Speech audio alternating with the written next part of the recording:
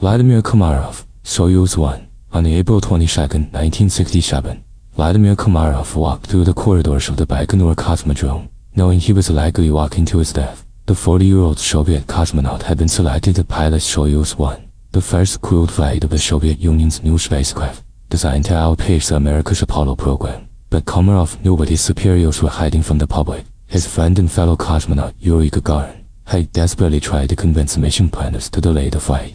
Over 200 technical problems had been identified in the Soyuz spacecraft during pre-flight testing, including critical failures in the parachute system, unstable attitude control, and faulty heat-shield bonding. Soviet engineers had submitted report after report documenting these dangerous defects, but political pressure from the Kremlin overruled safety concerns. The mission was scheduled to coincide with Lenin's birthday and the May Day parade, giving Communist Party leaders a propaganda victory they desperately needed. Komarov understood the impossible situation. If he refused to fly, his backup pilot Yuri Gagarin, the first human in space and a Soviet hero, would take his place. Komarov couldn't let his friend die in the spacecraft he knew was defective. At 3:35 a.m. Moscow time on April 23rd, Soyuz 1 lifted off from Baikonur into the pre-dawn darkness. The problems began almost immediately. One of the spacecraft's two solar panels failed to deploy properly, cutting power generation in half and making it impossible to properly orient the craft toward the sun. Without adequate solar panel positioning, the spacecraft's batteries began draining rapidly. The ion sensors that controlled the craft's attitude became unreliable, causing Soyuz 1 to tumble uncontrollably through space. Komarov fought to stabilize the ship manually, using precious fuel reserve to fire the attitude control thrusters. Ground control monitored the mounting problems with growing alarm. The planned rendezvous with Soyuz 2, which was supposed to launch the next day with 3 cosmonauts aboard, was immediately cancelled. After 18 increasingly desperate orbits, Mission Control ordered Komarov to attempt an emergency re-entry over the Soviet Union. As Soyuz 1 began its descent on April 24th, Komarov manually oriented his spacecraft for re-entry, knowing his life depended on systems that had already proven unreliable. The descent through the upper atmosphere proceeded normally at first, with the heat shield protecting the crew compartment as designed. But as the spacecraft slowed to subsonic speeds at an altitude of 23,000 feet, the main parachute container failed to open properly due to a design flaw that engineers had identified months earlier. The parachute became tangled within its container, providing virtually no drag to slow the spacecraft's descent.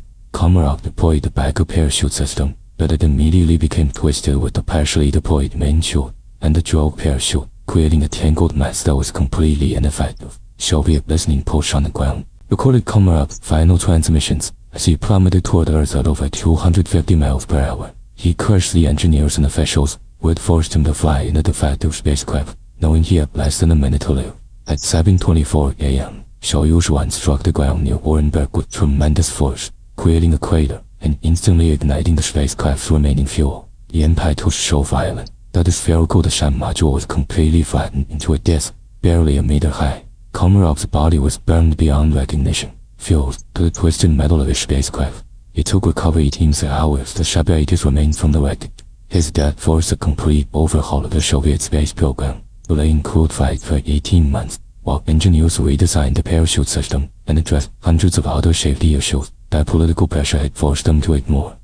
Soyuz 11 crew. On June 6, 1971, Soviet cosmonauts Georgy Dobrovolsky, Vladislav Volkov, and Petr Patsayev launched aboard Soyuz 11 from Baikonur Cosmodrome, beginning what appeared to be a routine mission to dock with Soyuz 1, the world's first operational space station. The 3 men were experienced spaceflight veterans, with Dobrovolsky serving as commander, Volkov as flight engineer, and Patsayev as research engineer. Their mission was to spend 3 weeks aboard the space station, conducting scientific experiments and proving that humans could live and work in space for extended periods. The launch proceeded flawlessly, and 24 hours later, Soyuz 11 successfully docked with Soyuz 1, making the crew the first humans to occupy a space station. For the next 22 days, the cosmonauts conducted a wide variety of experiments, including astronomical observations, materials processing, biological research, and bird photography. They established new endurance records for spaceflight duration, and proved that humans could adapt to long-term weightlessness.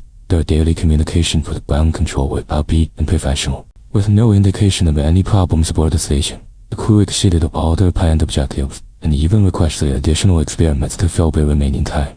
On June 29th, after completing their highly successful mission, The crew sealed the hatches between Soyuz 1 and the Soyuz 11 spacecraft and prepared for the journey home. The undocking sequence proceeded normally at 21:28 Moscow time, with the spacecraft separating cleanly from the space station. 40 minutes later, the crew fired their service module engine for the deorbit burn, beginning their descent toward the landing site in Kazakhstan.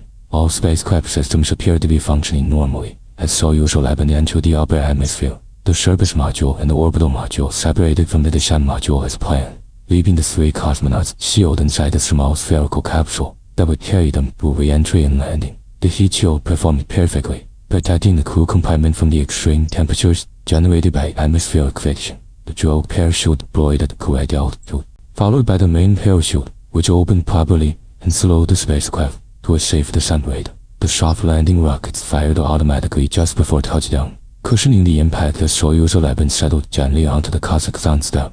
At 2:17 a.m. on June 30th, recovery helicopters were already circling overhead, and ground crews rushed to the spacecraft expecting to congratulate 3 heroes who had just set a new spaceflight duration record. When the recovery team opened the hatch of the descent module, they found all 3 cosmonauts still strapped in their seats, motionless and blue-faced.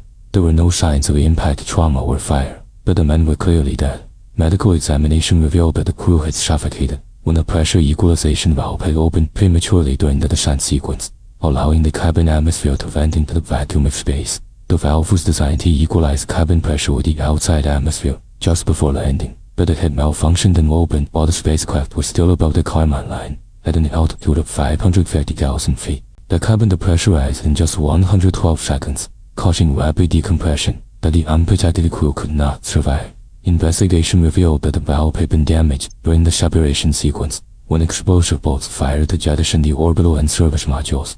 A bolt or piece of debris had damaged the valve mechanism, causing it to open at the wrong time.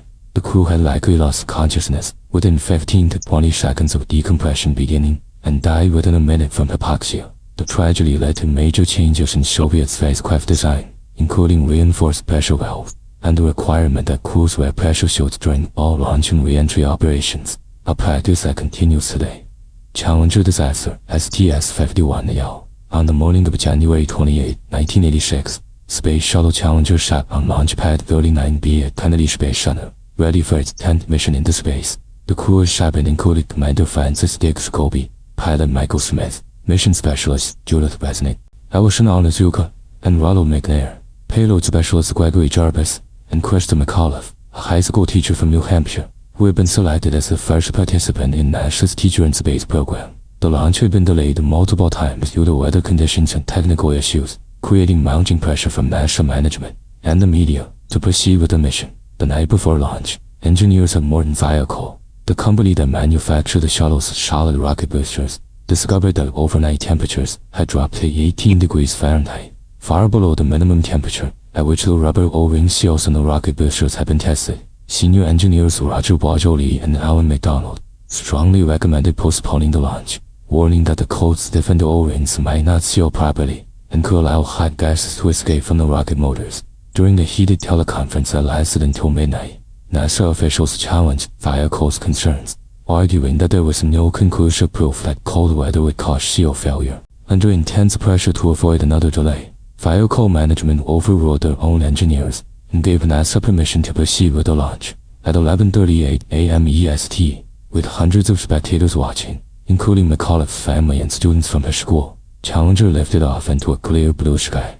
The shuttle's 3 main engines and 2 solid rocket boosters functioned normally during the first minute of flight, accelerating the vehicle toward orbit. However, at 59 seconds after liftoff, high-speed cameras captured a small flame appearing near the bottom joint of the right solid rocket booster.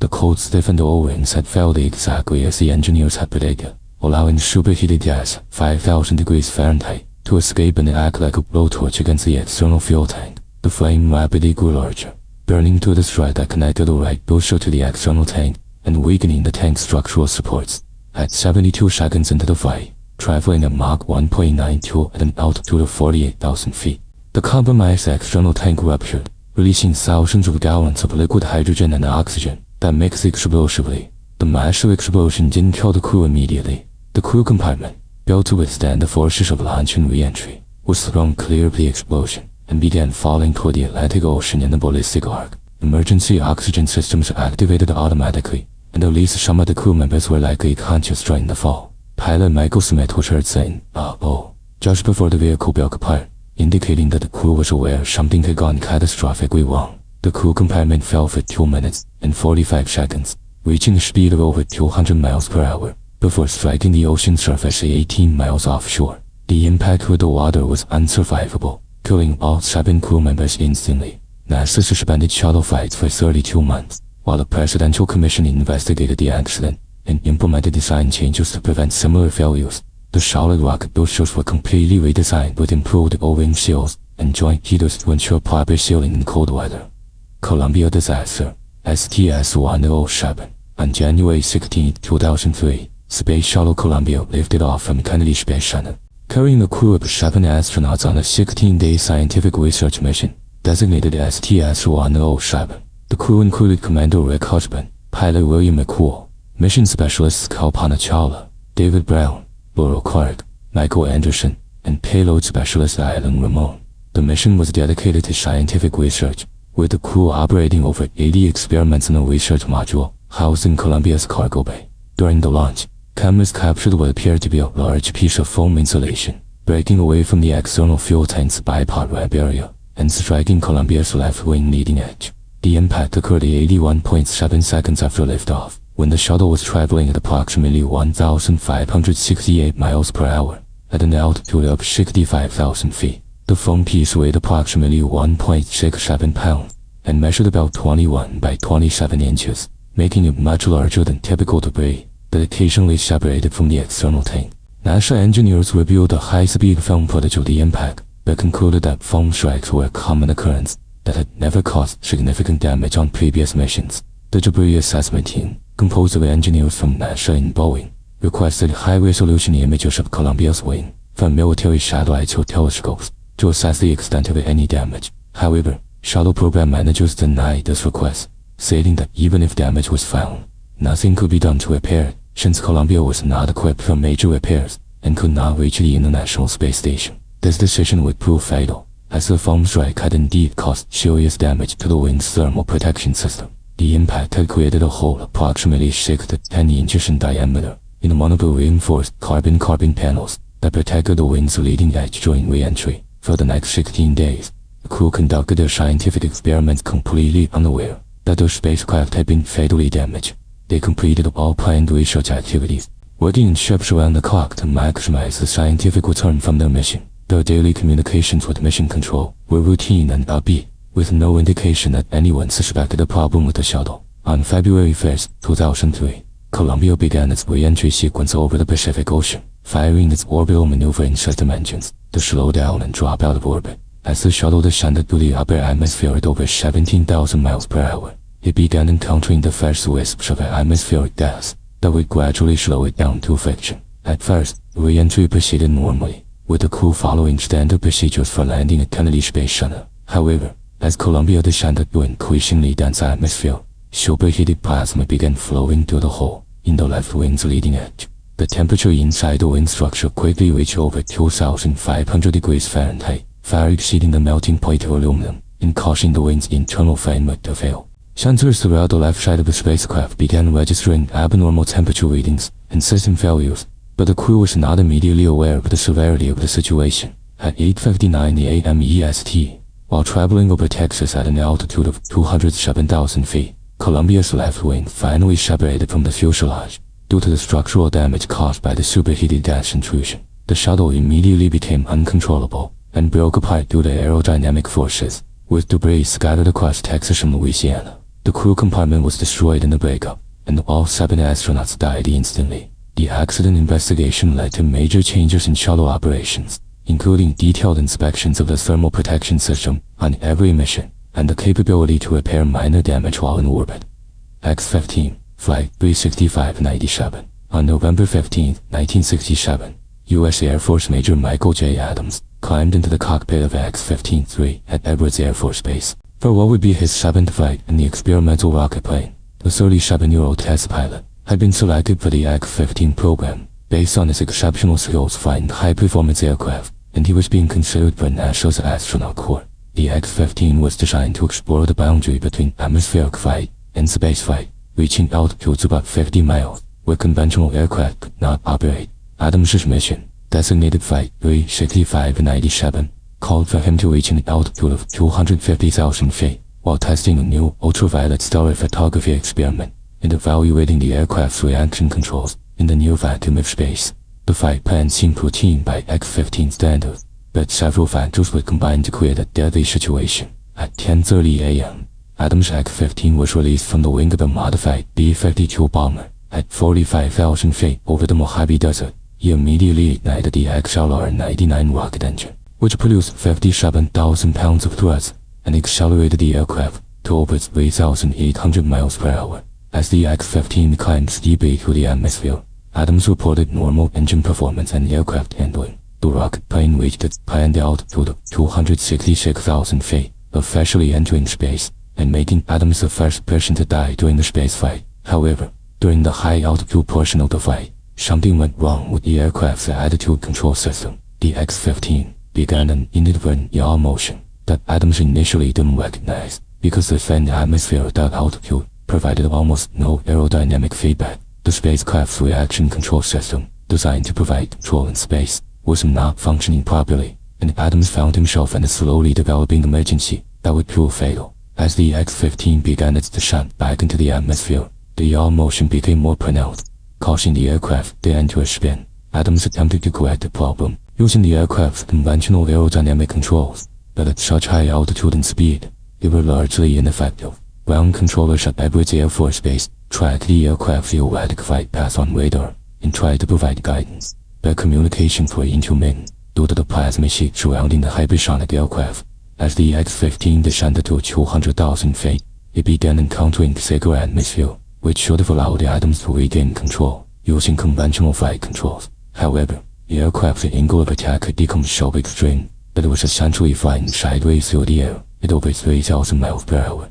The aerodynamic forces on the aircraft were enormous and increasing rapidly as it entered denser air. At approximately 65,000 feet altitude, while traveling at Mach 3.5, the X-15 encountered G-forces that exceeded the structural limits of both the aircraft and the human body.